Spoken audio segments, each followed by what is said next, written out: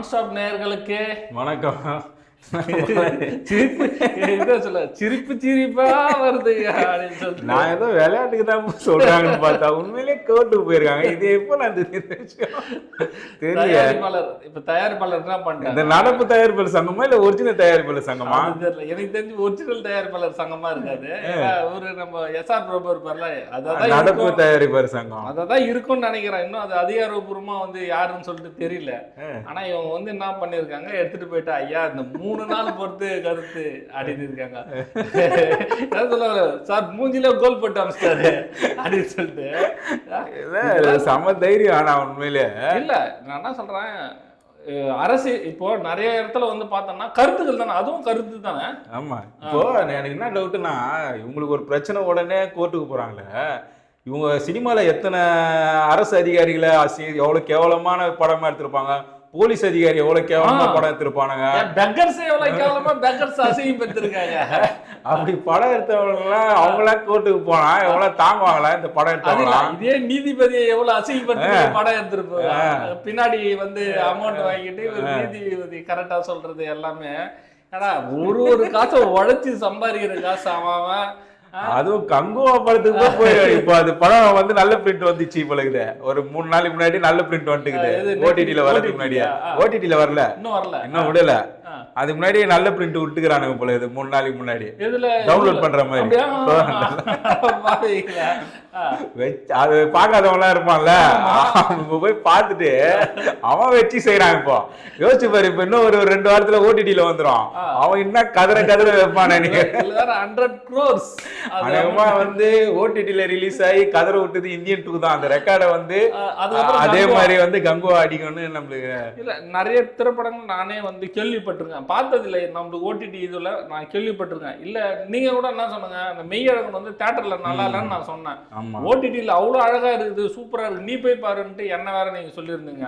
ஆனா bloody Baker ஒருத்தவங்க போட்டிருக்கா, டே ஓட்டி பார்த்தாலும் படத்தை பார்க்க முடியல, தியேட்டர்ல எப்படா படத்தை பார்த்துங்க அப்படின்னு சொல்லிட்டு பிளட்டி பேக்கரை சொல்றானுங்க. பிரதரு அதுக்கு மேல இப்போ லக்கி பாஸ்கர் தான் வந்து இன்னைக்கு அவ்வளோ வந்து சூப்பரா வந்து வைரலா இருக்கு அப்படின்னு சொல்லிட்டு சொல்லிட்டு இருக்காங்க ஃபுல்லாவே. இப்ப என்ன சொல்லிட்டாங்கன்னா, போயிட்டு 3 வாரத்துக்கு அப்புறம் வந்துரு அப்படின்ட்டு சொல்லியிருக்கிறாங்க. யாருக்கு? இவங்க தயாரிப்பாளர் நீதிபதி வந்து தயாரிப்பாளர் சங்கத்துக்கு வந்து சொல்லியிருக்காங்க, மக்களோட கருத்துக்கள்லாம் அவ்வளோ சீக்கிரம்லாம் ஒன்றும் பண்ண முடியாது. சரி, நம்ம ரிவ்யூவர்னு வச்சுங்களா, நம்ம சொல்ல தேவையில்ல. நான் வந்து ஒரு ஆடியன்ஸா போறேன், என்னுடைய பர்சனல் பதிவு இருக்கும்ல, அந்த பர்சனல் பதிவுல போட்டா என்ன பண்ணுவாங்க? அதுதான் சொல்றேன். இப்போ பார்த்துட்டு இப்போ டவுன்லோட் பண்ணி பார்க்குற சாதாரண மக்கள் தான். அவனுக்கு காசு பிரச்சனை இல்லை, ஓசியில டவுன்லோட் பண்ணிட்டான், என்ன நெட்டு தான் போயிருக்கான். அவன் உட்காந்து கழுவி ஊத்துறாங்க. காசு ஊத்துறோம், அப்ப எப்படி கழுவி ஊத்திருவான்? 3 நாளா பாக்குறேன் ஃபேஸ்புக்கை திறந்தா அந்த கங்குவா, அதுவும் அந்த இதுல அந்த ஃபர்ஸ்ட் அந்த பவுண்டி சீனு அதெல்லாம் கட் பண்ணி இப்பதான் எல்லாத்தையும் தூக்கி போட்டுக்கிறாங்க. என்னடா டைலாக் டெலிவரி இது? எவனா ஏதா டைலாக் இது? அப்படி போயின்னு இது ஒரு விஷயம். லக்கி பாஸ்கர் தான் நம்ம லக்கி. அங்கேயும் நல்லா ஆயிட்டு இப்பதான் வந்து நான் சொன்னேன் தெரியுமா, அந்த ஆளை பிடிப்பாங்கன்ட்டு பாம்பேல பெரிய ஆளு, அவரை என்ன மேத்தா, அர்ஷத் மேத்தா. இப்பதான் அவரை சர்ச் பண்ணிட்டு அந்த சோனி லிவ்ல இருக்க வெப் சீரிஸை இப்பதான் எல்லாம் கட் பண்ணி போட்டுக்கிறானுங்க. ஓ இவ்வளவு பெரிய ஆளு நம்ம நாட்டுல இருந்துக்கிறா போலியா? தில்லா லங்கடி, இவங்களுக்கே தில்லா லங்கடி வேலை காட்டுறாங்க. நான் லக்கி பாஸ்கர் படம் பார்க்கல, இப்போ வந்து ஃபீல் பண்றேன், என்னடா அந்த படத்தை பார்க்காம மிஸ் பண்ணிட்டோம் அப்படின்னு சொல்லிட்டு.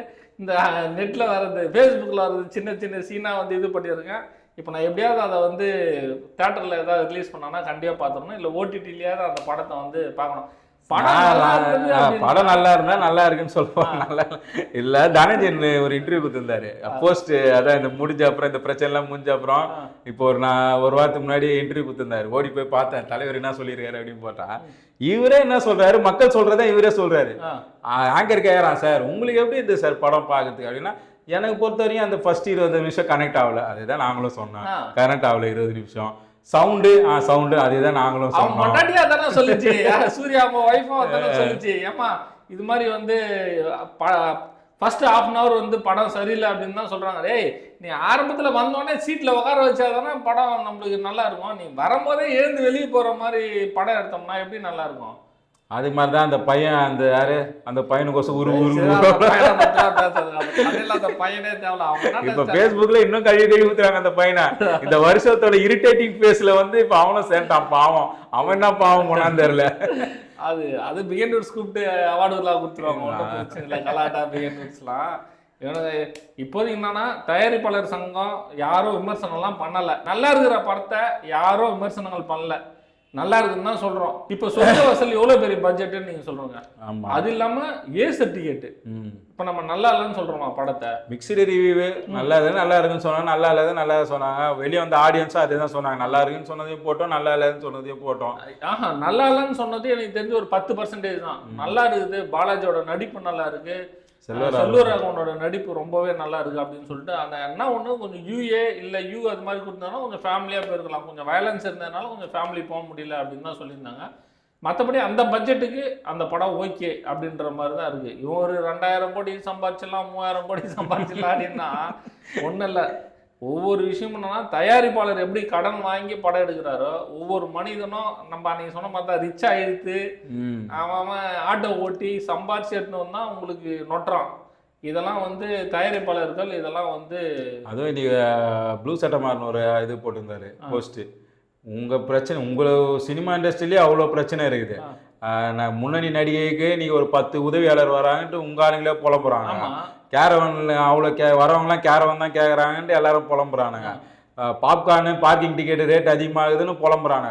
இவ்வளோ விஷயத்தெல்லாம் விட்டுட்டு ரிவ்யூ சரியில்லை படம் போடலன்னு நீ தியேட்டருக்கு போயிருக்கீங்க. யோகி பாபு கூட ஒரு 5 பேர் வர்றாருங்க. அவனுக்கு செட்ல இடம் கொடுக்க சேர் இல்லை அப்படின்னு சொல்லிட்டு அது வேற ஒரு பிரச்சனை இருக்கு. சினிமாலேயே மாற்ற வேண்டிய விஷயம் அவ்வளோ இருக்குது. அதை விட்டுட்டு இப்போ இன்னைக்கு கூட சிவி குமார் அவர்கள் வந்து பேசினாரு. ஆனா அவர்லாம் எத்தனை படம் ஜெயிச்சிருக்காரு. எல்லாமே சின்ன இன்னைக்கு கூட எவ்வளவு சின்ன பட்ஜெட் தானே எல்லாமே. இன்னைக்கு எவ்வளவு படங்கள் வந்து சிவி குமார்லாம் ஜெயிச்சிருக்காரு. இதெல்லாம் வந்து பார்த்துக்கலாம். நீங்க அந்த நிகழ்ச்சியை பார்க்கும்போது ஒரு சந்தோஷமா இருந்ததுல. ஒரு உண்மையிலே என்ன சொல்லுவாங்க, ஒரு யூனிவர்சிட்டியில படிச்ச எல்லாரும் வந்து கலந்துங்கன்னா எப்படி இருக்கும் அந்த மாதிரி. அது மாதிரி படத்தை வந்து மக்கள் பார்க்குற மாதிரி எடுங்க. விமர்சகர்கள் வந்து சொல்லவே வேணாம். அவங்க விமர்சனமே சொல்லலாம் அப்படின்னாலும் மக்களே படம் நல்லா இல்லைன்னா கழுவி தான் ஊற்றுவாங்க. இதில் வந்து விமர்சகர் தான் போயிட்டு சொல்லி அவங்கள படம் பார்க்கணும்லாம் ஒன்றுமே இல்லை. தயாரிப்பாளர் சங்கத்துக்கு மறுபடியும் மேல்முறையீடு போயிட்டு வட்டோம். மறுபடியும் ஜட்ஜி ஒரு கொட்டு போடுவார். அதுக்கப்புறம் நம்ம என்ன சம்பவம்னு சொல்லிட்டு மக்களுக்கு சொல்லிடலாம். நன்றி, வணக்கம்.